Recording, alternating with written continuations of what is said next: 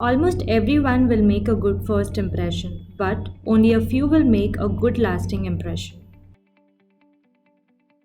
We all know that 1 plus 1 is 2, but today I'm going to show you how 1 plus 1 is 4 in the world of prosthodontics. Impression is defined as a negative likeness or copy in reverse of the surface of an object, or an imprint of the teeth and adjacent structure for use in dentistry. So, good quality impression is only obtained when we have a thorough knowledge of materials, their properties, and techniques for their best manipulation. In this video, we will discuss about the various impression techniques.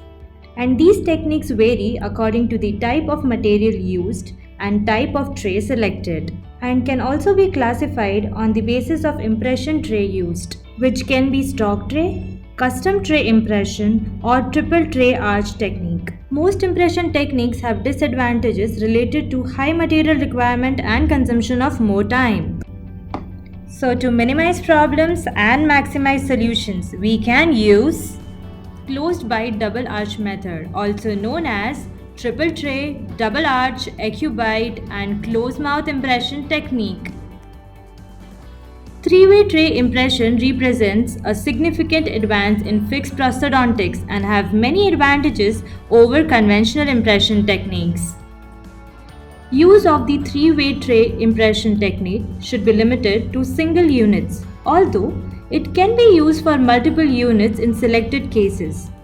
The units must be adjacent or short span fixed partial denture. An adequate number of teeth must be present in both arches to provide stability for the master cast. The ideal teeth present on either side of the tooth or teeth to be restored. These adjacent teeth should provide stable occlusion and proximal contact. This technique is indicated only when the desired final treatment position for the teeth is in maximum intercuspation position. Other positions such as centric relation cannot be recorded using a three-way tray impression. In excursive movements, the path that the opposing tooth makes on the tool to be restored is based on the geometric relation of the cusp to the condyles.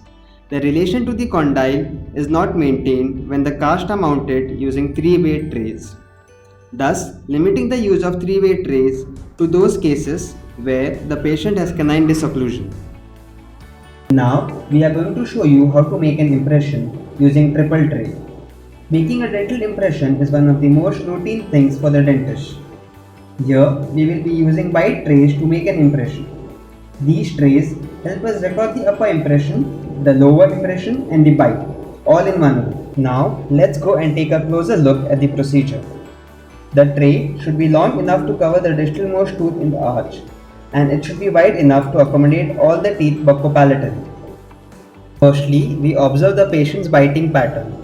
Here we are observing that the patient is giving us a reproducible bite every time.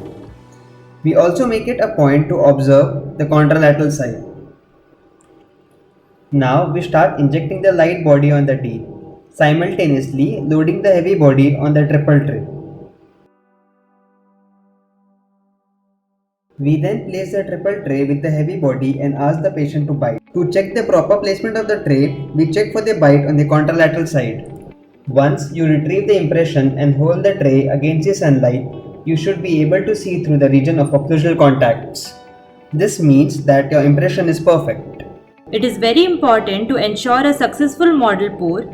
You must first know your diastone's working properties. Here we have the pourable consistency and the stackable consistency.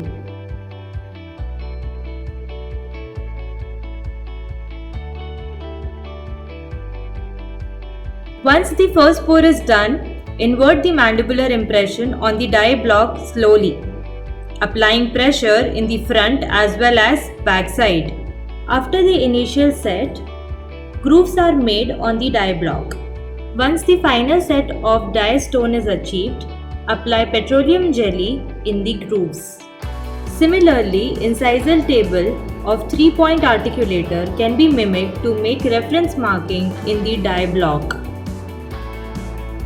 So this is how we mimic the reference marking. Now we remove the plunger from the barrel and separate the seal from it.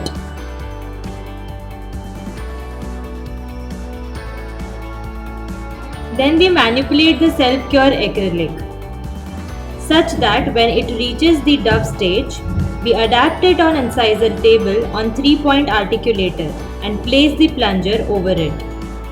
Once set, the plunger along with the self-cure acrylic is removed from the incisor table and transferred onto the master cast to make indentation.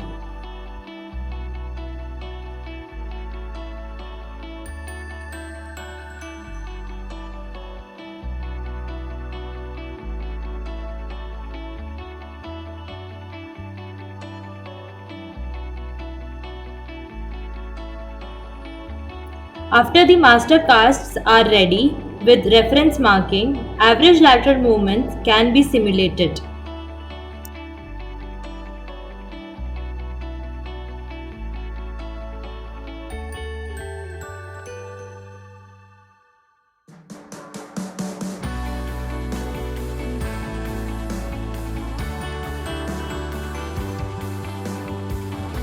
To conclude, the main reason for popularity of the three-way tray technique is the ability to obtain a master impression, opposing arch impression and an inter-occlusion record at the same time, saving time and expense. The technique can provide excellent clinical results under the following conditions: appropriate case selection, use of rigid tray and impression material, no tray tissue contact, meticulous attention to detail throughout the process, good understanding and management of the limitations of the technique by the operator and the dental technician. So together we can leave a lasting impression. Thank you.